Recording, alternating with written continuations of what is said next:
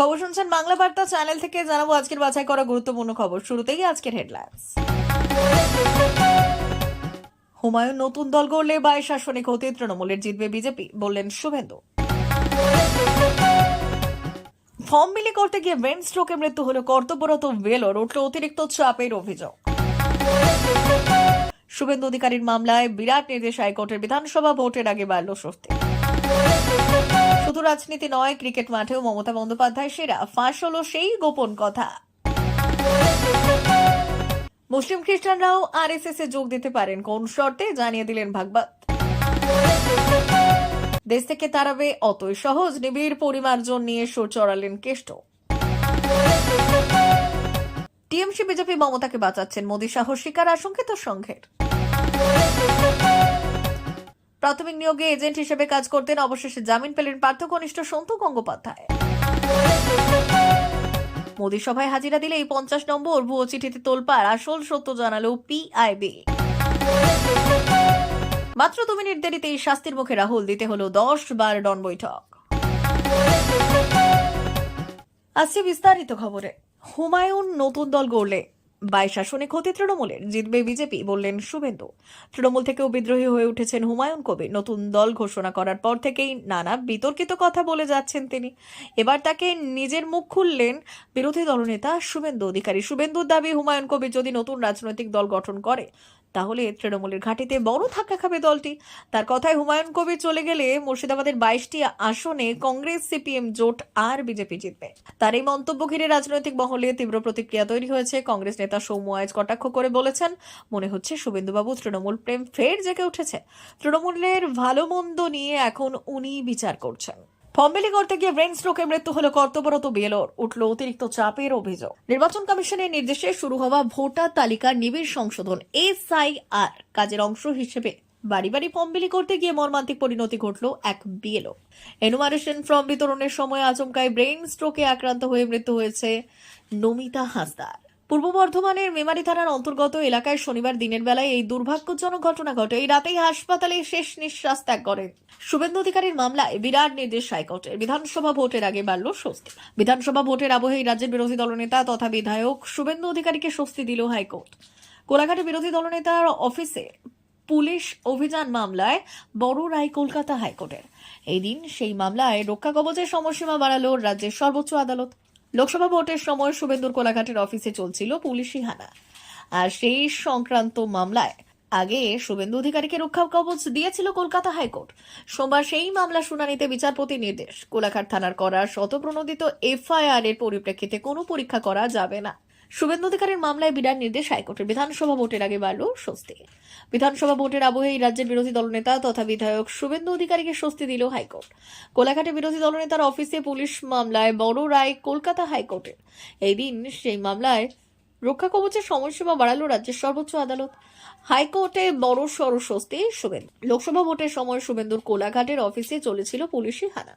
সেই সংক্রান্ত মামলায় আগে শুভেন্দু অধিকারীকে রক্ষা কবচ দিয়েছিল কলকাতা হাইকোর্ট। সোমবার সেই মামলা শুনানিতে বিচারপতির নির্দেশ, কোলাঘাট থানার করা শতপ্রণোদিত এফআইআর এর পরিপ্রেক্ষিতে কোনো পরীক্ষা করা যাবে না। এদিন বিচারপতি শুভ্রা ঘোষের এজলাসে মামলা উঠলে বিচারপতির নির্দেশে 22 মে 2024 করা এফআইআর এর ওপর কোনো প্রক্রিয়া হবে না। 31 জানুয়ারি পর্যন্ত এফআইআর মুখ বন্ধ হাইকোর্টের। মামলায় অন্তর্বর্তী নির্দেশ জারি করে বিচারপতি জানিয়েছেন 8 জানুয়ারি মামলায় পরবর্তী শুনানি হবে। শুধু রাজনীতি নয়, ক্রিকেট মাঠে মমতা বন্দ্যোপাধ্যায় সেরা, ফাঁস হলো সেই গোপন কথা। মুখ্যমন্ত্রী মমতা বন্দ্যোপাধ্যায়ের বহু পরিচিত তিনি, একাধারে দুটি রাজনীতিবিদ, চিত্রশিল্পী, নায়িকা, সুরকার এবং কবি। তবে তার আরও একটি পরিচয় এবার প্রকাশ্যে এলো, আর তা হলো ক্রিকেটার মমতা বন্দ্যোপাধ্যায়।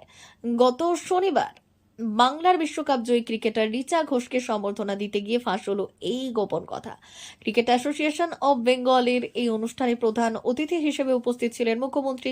ক্রীড়াপ্রেমী হিসেবে মমতা বন্দ্যোপাধ্যায়ের পরিচিতি থাকলেও তিনি যে কোনো ক্রিকেট খেলেছিলেন তা অনেকেই অজানা ছিল। অনুষ্ঠানের সঞ্চালক গৌতম ভট্টাচার্য সেই পুরনো দিনের ঘটনাটি তুলে ধরেছেন। মুসলিম খ্রিস্টানরাও আরএসএস যোগ দিতে পারবেন, কোন শর্তে জানিয়ে দিলেন ভাগবত।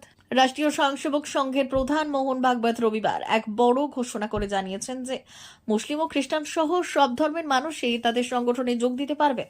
তবে এই যোগদানের জন্য তিনি একটি বিশেষ শর্ত বেঁধে দিয়েছেন, জানি দেশ জুড়ে রাজনৈতিক মহল জোর চর্চা শুরু হয়েছে।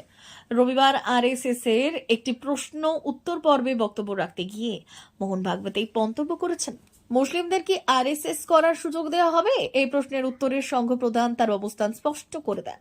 তিনি প্রথমে বললেন, সংঘে কোনো ব্রাহ্মণের যোগদানের অনুমতি নেই, কোনো অন্য জাতের মানুষেরও যোগদান করার অনুমতি নেই।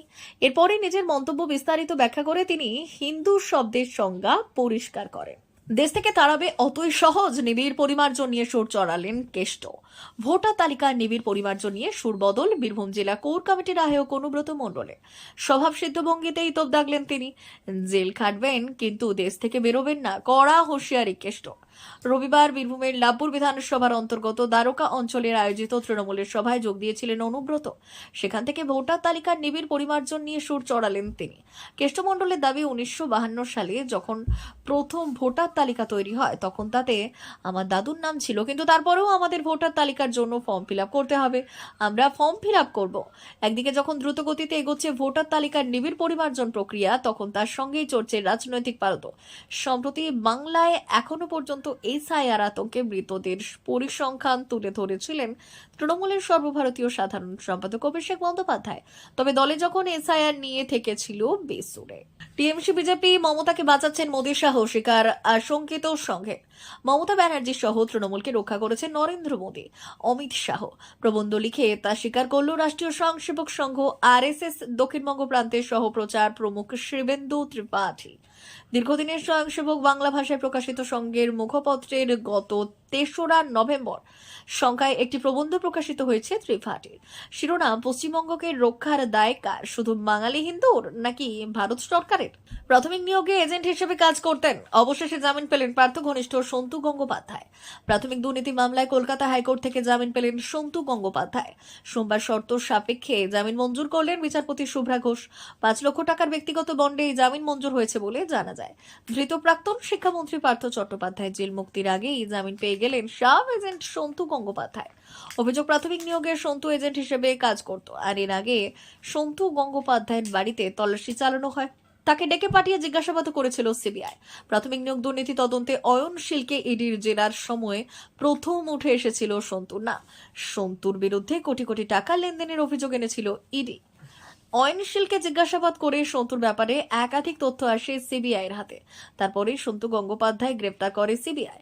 এই দিন আদালতে সন্তুর পক্ষে আইনজীবীদের যুক্তি ছিল, প্রাথমিক শিক্ষক নিয়োগ দুর্নীতি প্রথম এবং দ্বিতীয় চার্জশিটে তার নাম নেই, দ্বিতীয় সাপ্লিমেন্টারি চার্জশিটে মামলাকারীর নাম আছে। এবছর ধরে তিনি হেফাজতে আছেন, 1 বছর ধরে। ইতিমধ্যে এই মামলায় অভিযুক্ত একাধিক ব্যক্তি জামিন পেয়েছে। তাহলে তাকে কোন যুক্তিতে জেলে বন্দী করে রাখা হয়েছে? মোদী সভায় হাজিরা দিলেই 50 নম্বর ভুয়ো চিঠিতে তোলপাড়, আসল সত্য জানালো পিআইবি। প্রধানমন্ত্রী নরেন্দ্র মোদীর একটি অনুষ্ঠানে উপস্থিত থাকার বিনিময়ে পড়ুয়াদের 50 নম্বর দেওয়া হবে এমন দাবি সম্বলিত একটি ভুয়ো চিঠি সম্প্রতি সমাজ মাধ্যমে ভাইরাল হওয়ায় দেশজুড়ে রাজনৈতিক বিতর্ক সৃষ্টি হয়েছে। দেবভূমি উত্তরাখণ্ড বিশ্ববিদ্যালয়ের নাম ব্যবহার করে ছড়ানো এই মিথ্যে খবরটিকে সম্পূর্ণভাবে খণ্ডন করল প্রেস ইনফরমেশন ব্যুরো। সোশ্যাল মিডিয়ায় প্রচারিত বিতর্কিত চিঠিতে দাবি করা হয়েছিল বিশ্ববিদ্যালয়ের বিটেক এবং বিসিএ দ্বিতীয় বর্ষের ছাত্রছাত্রীদের প্রধানমন্ত্রীর অনুষ্ঠানে বাধ্যতামূলক উপস্থিত থাকতে হবে। বলা হয়, এই উপস্থিত ভারতীয় জ্ঞান পরম্পরা কোর্সের অংশ হিসেবে বিবেচিত হবে এবং অংশগ্রহণকারী প্রত্যেকে 50টি ইন্টারনাল নম্বর পাবে। এই ভুয়ো চিঠিকে কেন্দ্র করে দ্রুত রাজনৈতিক মহলে হইচই শুরু হয়। আইনজীবী ও সমাজকর্মী প্রশান্ত ভূষণের মতো বিশিষ্ট ব্যক্তিরা এই খবরটি শেয়ার করে প্রশ্ন তোলেন। উত্তরাখণ্ড কংগ্রেস মুখপাত্র গরিমা মেহরা দাসাউনি অভিযোগ করেছেন, বিজেপি কর্মী জোগাড় করতে না পেরে পড়ুয়াদের নম্বরে লোভ দেখিয়ে সবাই পাঠাতে চাইছে। মাত্র 2 মিনিট দেরিতেই শাস্তির মুখে রাহুল, দিতে হলো 10 বার ডন বৈঠক। দলের নিয়ম সবার জন্য সমান, কেউ তার ঊর্ধ্বে নয়। ফের সেই প্রমাণ করে দিল কংগ্রেস। দলের সভায় দেরিতে এসে শাস্তির মুখে পড়লেন খোদ রাহুল গান্ধী। কর্মীদের সামনে সেই সাজা মেনে নিয়ে 10 বার ডন বৈঠক দিলেন তিনি। জানা গিয়েছে, মধ্যপ্রদেশের পাঁচমারিতে গিয়ে মধ্যপ্রদেশ কংগ্রেসের জেলা সভাপতিদের একটি প্রশিক্ষণ শিবির। শনিবার সেখানেই মাত্র 2 মিনিট দেরিতে পৌঁছলেন রাহুল গান্ধী, আর তার জেরে শাস্তির মুখে পড়তে হয় তাকে। লোকসভার বিরোধী দলনেতা জানিয়েছেন, সংগঠন সৃজন অভিযান ক্যাম্পে দেরিতে এলে সকলের জন্যই রয়েছে শাস্তির বিধান। এনআইসিসি প্রশিক্ষণ বিভাগের প্রধান সচিন রাও সকলেই 10টি পুশ আপ দেওয়ার নিয়ম চালু করেছেন, আর সেই নিয়ম মেনেই 10টি ডন বৈঠক দেন ওয়ানডের সাংসদ। এরপরই কর্মকর্তাদের উদ্দেশ্যে ভাষণ দেন তিনি। দলে কর্মীরা জানিয়েছেন, নিয়ম সকলের জন্য একই। রাহুল গান্ধীও সেই নিয়ম পালন করেছেন।